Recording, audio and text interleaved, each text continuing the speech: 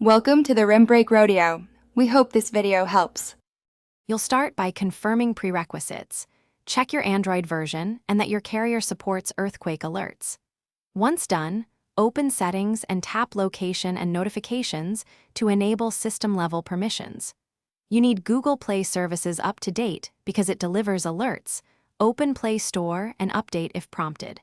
Make sure Do Not Disturb allows emergency interruptions. These steps guarantee your device is permitted to receive priority emergency broadcasts before you configure the alert sources themselves.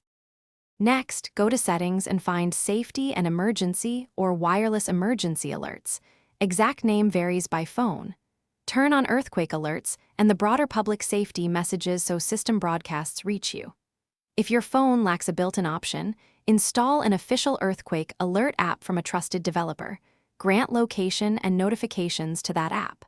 Once enabled, test by reviewing any built-in test alerts or app demo notifications to verify audible tones and vibration patterns are set correct. Finally, customize your alert sound, vibration, and priority so you won't miss critical warnings. Find these controls inside the same safety settings or the app. Perform an in-app demo or rely on scheduled official test broadcasts to confirm delivery. If you don't receive alerts, make sure carrier emergency services support the feature, recheck app permissions, disable battery optimizations for alert apps, and restart your phone.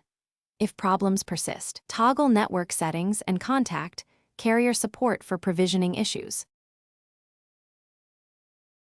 Thanks for watching. Consider subscribing if we helped you.